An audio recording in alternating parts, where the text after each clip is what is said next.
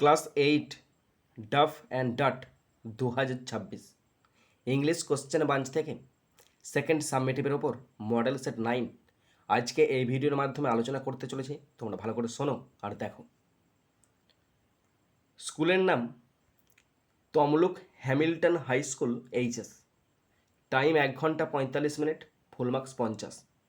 প্রথম আছে সিন, আর সিন থেকে প্রথম আছে প্রোজডে নেওয়া হয়েছে কিংস্টেল নামক প্রোজের ইউনিট 2 থেকে নেওয়া হয়েছে। ইউনিট 2 এর in the home of sir এখান থেকে held him as the king. শুরু করছি প্রোজ দিয়ে কোশ্চেনগুলো। প্রথম আছে এর দাগ, চুজ দ্য কারেক্ট অল্টারনেটিভস 1 × 2 = 2। দুটি অল্টারনেটিভ কোশ্চেন আছে, 1 নাম্বার করে 2 number. First number 1, the pupil of Britain were unhappy even in the time of. ব্রিটেনের লোকজনেরা খুব অসুখী ছিল কোন সময়তে? Even in the time of Christmas. Option B is the right answer.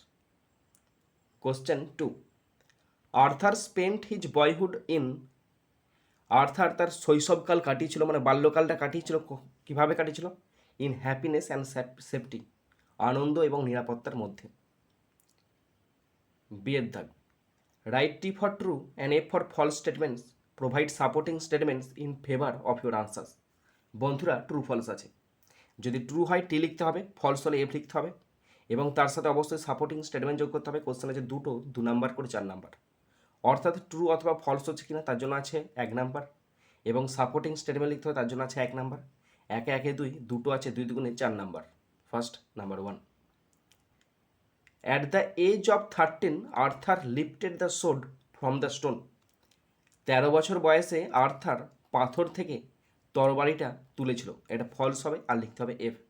Supporting statement, it was Arthur at the age of 18 who succeeded in lifting the sword. Question 2, the pupil of England longed for the golden days at the time of the previous king. ইংল্যান্ডের মানুষজন আগের রাজার আমলের সেই সুবর্ণ যুগ চেয়েছিল। হ্যাঁ, এটা ট্রু হবে আর লিখতে হবে টি।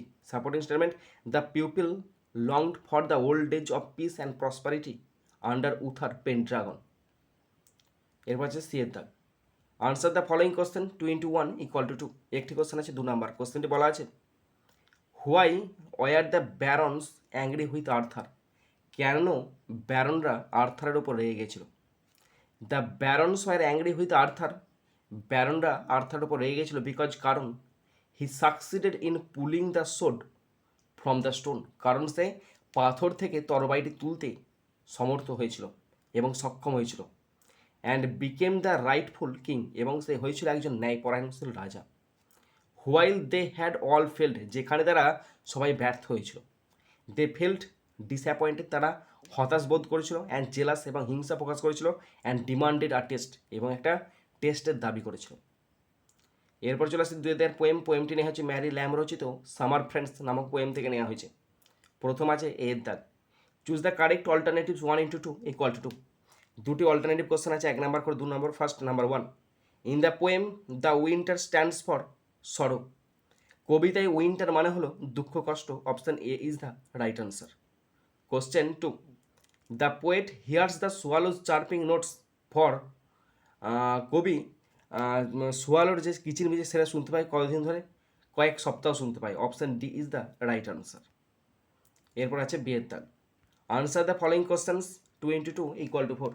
দুটি কোশ্চেন আছে 2 নাম্বার করে 4 number. First number 1, what type of friend does the poet want. কবি কী ধরনের বন্ধু চেয়েছে? দ্য পোয়েট ওয়ান্টস, কবি চেয়েছে আর ট্রু অ্যান্ড ফেথফুল ফ্রেন্ড, একজন সত্যিকার এবং বিশ্বাসী বন্ধু চেয়েছে। হু স্টেজ হুইথ, আর যে তার সাথে থাকবে। ইন বোথ হ্যাপিনেস অ্যান্ড সরো, যে আনন্দে থাকবে দুঃখে থাকবে। And never leaves her in difficult times, এবং কঠিন সময় তাকে ছেড়ে যাবে না। Question 2, what does the swallow do in summer. Swallow গ্রীষ্মকালে কী করে? In summer the swallow stays near the house, সে বাড়ির আশেপাশে ঘুরে বেড়ায়। অ্যান্ড চাপস, আর গান করে হ্যাপিলি আনন্দে ফর মেনি উইকস, কয়েক সপ্তাহ ধরে। ইন ওয়ার্ম ওয়েদার, উষ্ণ আবহাওয়ায়। এরপর চলে আসছে আনসিনাতে, খুব সুন্দর সহজ সরল একটা আনসিন আছে। পুরো আনসিনটা বাংলা মানেটা আমি তোমাদের পড়ে শোনাচ্ছি, তোমরা ভালো করে শোনো আর দেখো।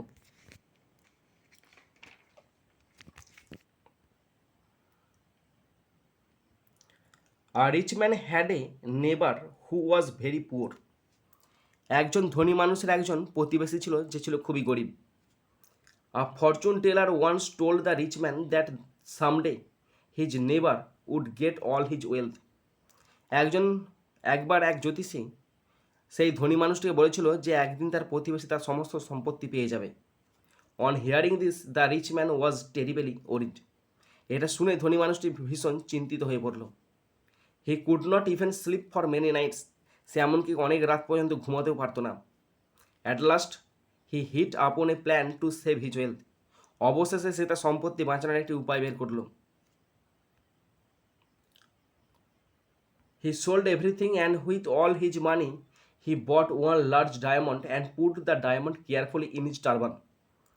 সে সব কিছু বিক্রি করে দিল এবং যে বিক্রি করে যে টাকা হলো সেই টাকা দিয়ে একটা বিশাল বড় ডায়মন্ড কিনলো এবং সেটিকে ভালো করে যত্ন সহকারে তার পাগড়ির মধ্যে রেখে দিল।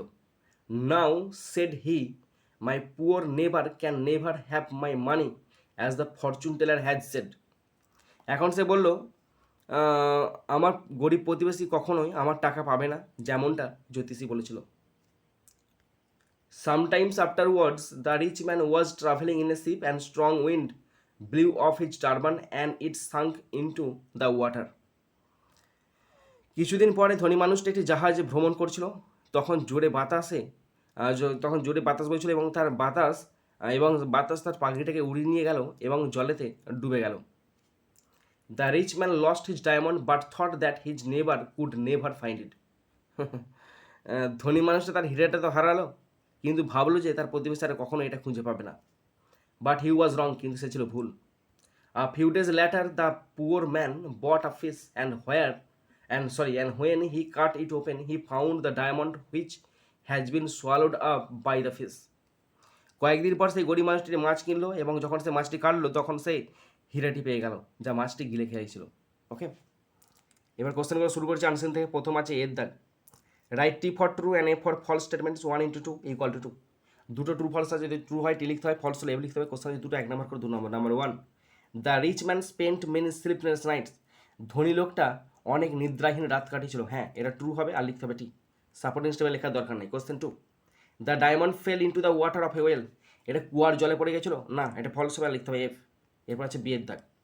Tick the correct alternatives 1 × 2 = 2। দুটি অল্টারনেটিভ কোশ্চেন আছে, 1 নম্বর করে 2 নম্বর। First, number 1, on hearing the prophecy of the fortune teller.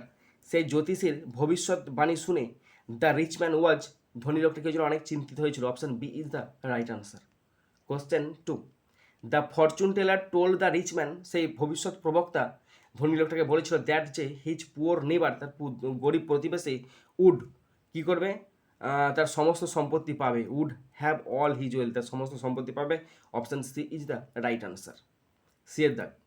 Answer the following question 2 × 3 = 6। তিনটি কোশ্চেন আছে, 2 নম্বর করে 6 নম্বর। Number 1, why was the rich man terribly anxious. কেন ধনী লোকটা খুব উদ্বিগ্ন হয়েছিল।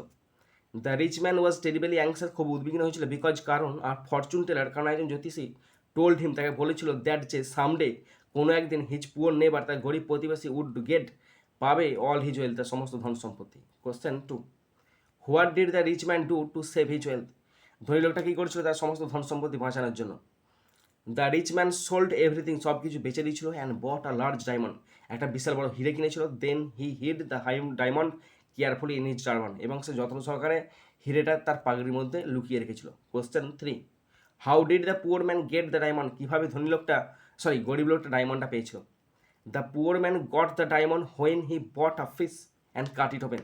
যখন সেটি মাছ কিনেছিল এবং সেই মাছটি কেটেছিল। The diamond had been swallowed by the fish, কারণ মাছটি ওই ডায়মন্ডটাকে গিলে খেয়েছিল। এরপর হচ্ছে গ্রামার অ্যান্ড ভোকাবুলারি 4 জায়গায় fill in the blanks with appropriate articles and preposition. 3টি আছে, 1 নম্বর করে 3 নম্বর। পড়ছি দেখো। Socrates was born in Greece. Socrates গ্রিসে জন্মগ্রহণ করে। To poor working class parents probably in 470 BC। As a young man he served in army. সে আর্মিতে যোগদান করেছিল। অ্যান্ড ফট ইন সেভারেল ব্যাটেলস, অনেক যুদ্ধ লড়েছিল। উইথ গ্রেট কারেজ, প্রচণ্ড সাহসিকতার সহিত। ওকে, এবার হচ্ছে ডু অ্যাজ ডাইরেক্টেড 9টা গ্রামার আছে, 1 নম্বর করে 9 নম্বর। Number 1, he said what a beautiful sight it is.